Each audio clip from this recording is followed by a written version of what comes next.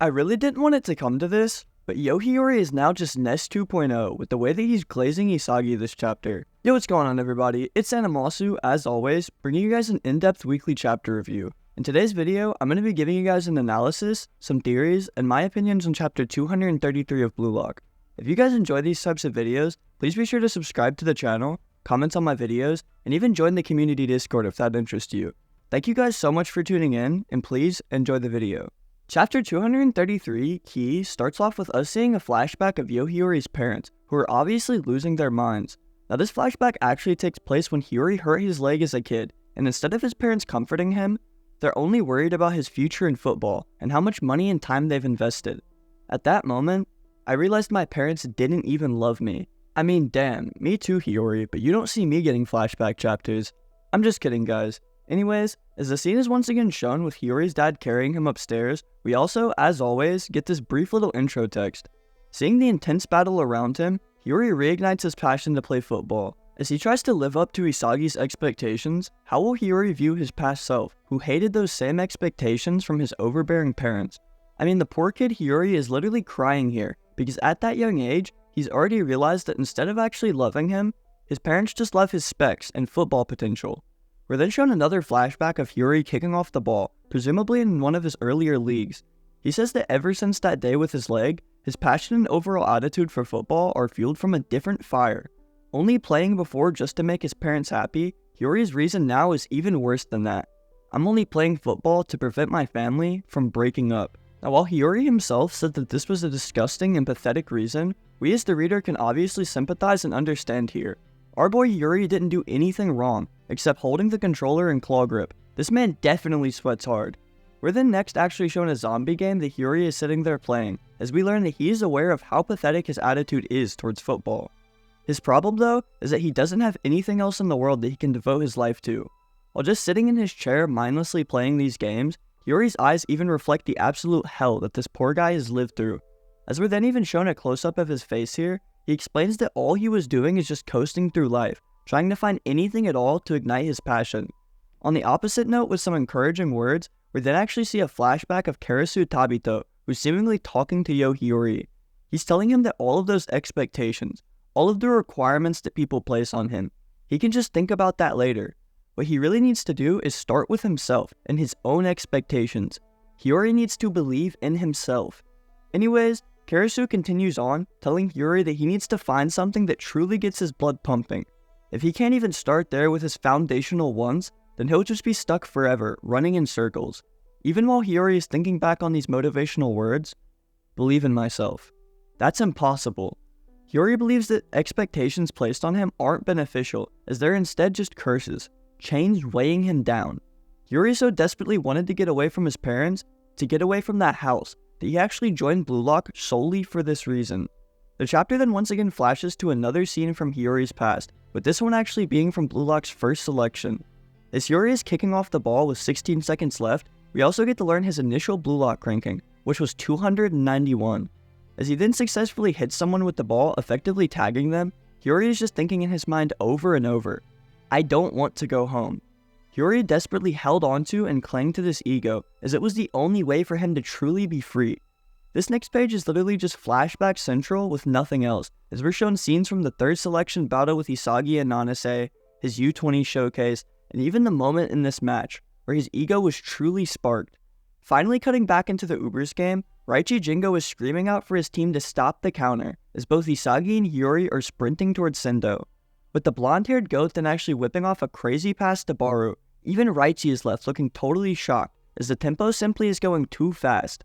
With Barou then even holding off his defender while passing the ball back, Alexis Nest 2 is also shown to be shocked at his current level from the Ubers. Yo Hiori is then shown once again sprinting up the field, as he too is amazed with the Ubers. Not only has he never witnessed such quality combination plays like they're producing, but the fact of Barou leading everyone as the king is just icing on the top, showing everyone's potential out to the max. While thinking about the king though, Hiori actually does point out an interesting thing here. Barou isn't even moving with purely selfish intentions right now.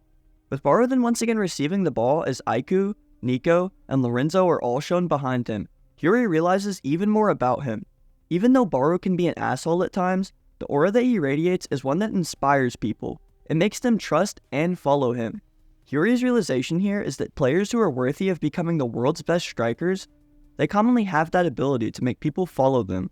While he does find this amazing, Hiyori himself doesn't think that he could do that, an ego that even your teammates can trust and gravitate towards. While Isagi is seen running towards Barou, Hiyori is also seen trying to catch up while thinking about his own ambitions. He always said that he was going to be the world's best player, but he never actually really cared too much about it. Hiyori says that then, however, he was able to find Isagi, someone who sees the game exactly as he does, and also has the same eyes set on being the world's best. With the meaning behind the chapter's title now being revealed, Hiyori goes on to say that he actually has the key to Isagi Yoichi's evolution. There's a glowing aura all behind him as he's quickly catching up, and Isagi himself is just zoned into the game, metavision and all. Hiyori, however, quickly clarifies even further that instead of it just being his evolution, Hiyori is actually the only one who can unlock Isagi's full potential. Coming to Blue Lock was just the initial spark that created all of these events for Hiyori anyway. All of these golden opportunities that only he can see. Hiyori has now found an actual reason for him to fight. He not only wants to better himself, but to also unlock all of Isagi's innate potential, as he can truly become the world's #1 striker. He also does point out though, that if he and Isagi fail to capitalize on this golden moment here, then there's a high chance that the world will just forget all about Isagi's potential. I'll unlock it. As the key itself is then shown with a glowing aura to match Hiyori's, he confidently states that he'll draw out Isagi's full power. As the next page finally goes on to show us Yo Hiori's actual metavision eye, a very familiar scene is shown to us. A future where Isagi-kun dominates on the world stage. That's a future that I find worth living for. I'll make Isagi Yoichi the king. Hiyori finally knows here what his driving factor will be, and it literally is his immense love for Isagi. Dear God, he's just like Ness. Anyways, as Ness and Raichi are then shown to be pressing Nico, here, he actually then heel flicks the ball into the space behind them, that we first just see as darkness. With Don Lorenzo then receiving this pass while leaping forward past the 3, what a truly fitting person and way to emerge from the dark, with him even saying boo. With Isagi and Kaiser though being both shown watching very closely, they both are thinking that there's not a fucking chance. With the ball being slightly in front of Lorenzo, both Isagi, Yoichi, and Kaiser then begin to sprint full speed towards it. The thing is though, the Ubers were ready for this. As Lorenzo is then shown looking goofy with his tongue all out, he breaks the news to the synced up Meta Twins that they've fallen for their trap. Leaping forward to then pass off the ball towards Barou, Isagi and Kaiser are then both left a sizable distance away, as the worst scenario has happened. Shit, he's right in front of the penalty area. Barou. With such a powerful raw striker loose right in front of their penalty box, what can Isagi and Kaiser even do now? Nothing at all. With Hiyori then leaping into a sliding interception, he actually manages to successfully gain repossession for Bastard Munchen while preventing Barou from shutting out the game. You idiots. I have Metavision too, you know.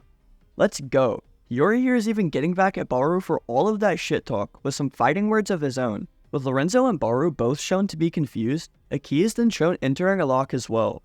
My ego isn't something that's pre-planned for me. As Hiyori's metaphorical shackles then break free, he plants his hand down to regain balance after the previous interception. This is an ego that holds the key to the future, an ego that I found for myself. With Yo Hiori's true potential also being broken loose here, he only takes one more look at Isagi while exclaiming these words. Let's fucking do this, you egoist. With that, there's also one more little text outro here that I need to read to you guys. Syncing up perfectly with Isagi's movements, Hiyori has managed to overcome his past and is now forging himself a brand new ego. With him then picking off Lorenzo's pass, Yo Hiori is now prepared to make Isagi Yoichi shine as the true king. Show us your winning formula, egoist. With that being the end of today's chapter 233, let's take a look at chapter 234's title to see what hints we can derive. Now right off the bat, 234's title is shown to us as producer, which honestly could have a ton of important implications. The first thing that this made me think about was Kaiser's first interaction provoking Isagi, as he basically did refer to his team as a production or a play, with Isagi being the clown of it all. Moving into chapter 234, however, with even the outro text saying, show us your winning formula, I'm starting to think that maybe, just maybe, Isagi will shut this game out in the next chapter. That's just my thoughts, however, so if you guys have any ideas at all on what could be in store, please be sure to drop them right down in the comments. As always, I'd like to thank you guys so much for tuning into the channel. If you enjoy the content that I push out and would like to support me, please feel free to subscribe to the channel, comment on my videos, and even join the community Discord if that interests you. Once again, thank you all so much for joining me, and please have an amazing rest of your day.